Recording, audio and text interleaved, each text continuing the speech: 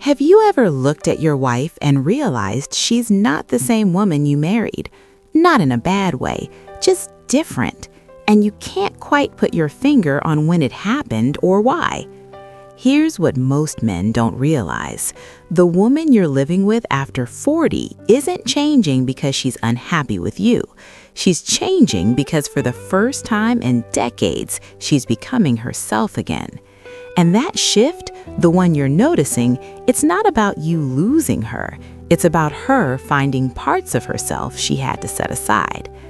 In this conversation, I'm going to walk you through 5 patterns that explain why women shift so dramatically after 40. Not theories, real patterns backed by research and reflected in thousands of marriages. By the end, you'll understand what's happening beneath the surface, and more importantly, you'll know whether the distance you're feeling is something that can be bridged or something that's been growing for years. If this topic resonates with you, comment yes. If not, comment no. I read every comment. Before we go deeper, if you find value in conversations like this, consider subscribing. I create content for men who want truth over comfort, and hitting the bell means you won't miss the next one. It's a small thing, but it helps this community grow. Now let's talk about what's really happening. The first thing you need to understand is this. Around 40, most women experience what researchers call role liberation. For 20 years, maybe more, her identity was tied to being needed: mother, wife, caregiver, organizer. Pew Research has consistently found that women in their 20s and 30s report feeling more constrained by traditional roles than at any other life stage. But something shifts after 40. The kids need her less. Her body changes in ways that force her to rethink everything, and she starts asking a question she hasn't had time to ask in years. Who am I when I'm not taking care of everyone else? That's not a midlife crisis, that's clarity. And if you've been relying on her to be the same steady, predictable presence she's always been, this shift can feel like rejection, but it's not. It's reclamation. Here's a scenario you might recognize. You come home and she's different. Not angry, not cold, just less available. She's reading more, going out with friends, taking classes, talking about things you don't fully understand. And part of you wonders, where did this come from? The truth is, it didn't come from nowhere. It was always there. She just didn't have the space or permission to explore it until now. The American Psychological Association published findings showing that women's sense of autonomy and self-direction increases significantly in midlife, often for the first time since their early 20s. This isn't rebellion, it's development, and the marriages that survive this shift are the ones where the man doesn't take it personally. Still with me? Comment 1 if this already makes sense. The second pattern is about desire, and this one's harder to talk about because it touches on something most men don't want to admit.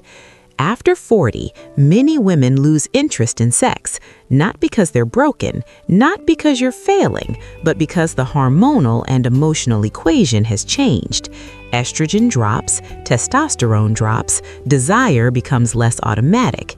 And here's the part that stings. For a lot of women, sex and marriage became transactional without anyone meaning for it to happen. She gave, you took. It worked until it didn't. Now she's at a stage where her body doesn't push her toward intimacy the way it used to. And if the emotional connection isn't strong, the physical connection fades fast. The National Institutes of Health reviewed multiple studies on female sexuality and found that emotional intimacy becomes a stronger predictor of sexual interest in women over 40 than it was in earlier decades. In other words, if she doesn't feel seen, heard, and valued outside the bedroom, she's not going to feel desire inside it. This is more common than you think, and it's not something you fix by trying harder in bed. You fix it by showing up differently everywhere else. Here's what that looks like in real life. She stops initiating. You notice, you bring it up. She says she's tired or stressed or just not in the mood, and maybe that's true, but underneath there's often something deeper. She's asking herself if intimacy with you still feels mutual, if it feels like connection or obligation. If you're finding value so far, let me know in the comments. It helps I understand what resonates with you. The third thing that changes after 40 is her tolerance for emotional labor. For years, she managed the household in ways you probably didn't even notice.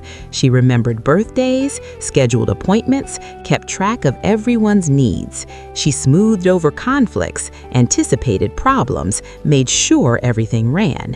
And she did it without asking for credit because that's what was expected. But after 40, something shifts. She stops managing your emotions. She stops reminding you to do things you should already know to do. She stops pretending that carrying the mental load doesn't exhaust her. Research from the University of Michigan found that women report significantly higher levels of mental load in marriage than men, and that this disparity becomes a major source of resentment by midlife. Not anger, resentment. The kind that builds slowly and quietly until one day she's just done. Here's the scenario you might recognize. You come home and she's different. Not angry, not cold, just less available. She's reading more, going out with friends, taking classes, talking about things you don't fully understand, and part of you wonders, where did this come from? The truth is, it didn't come from nowhere. It was always there. She just didn't have the space or permission to explore it until now. Quick check-in. Does this match what you've noticed in your own life? Comment yes or not really. The fourth pattern is about friendship, and this one catches a lot of men off guard. After 40, women start investing more deeply in their female friendships. Not because they're avoiding you, but because those relationships offer something marriage often doesn't: emotional reciprocity. Here's what I mean. In her friendships, she doesn't have to explain herself. She doesn't have to manage tone or worry about being misunderstood. She talks, they listen. They talk, she listens. It's balanced in a way that marriage sometimes isn't.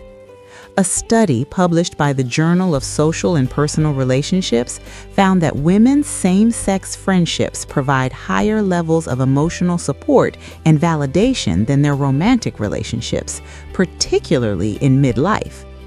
That doesn't mean you're failing her. It means she needs more than one source of connection. And if you've been her primary emotional outlet for years, she might be realizing that's not sustainable. Here's what this looks like. She starts going out more. Girls' nights, weekend trips, long phone calls that don't include you.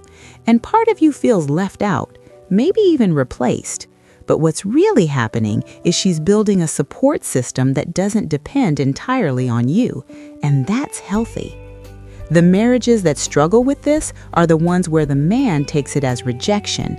The marriages that thrive are the ones where he encourages it.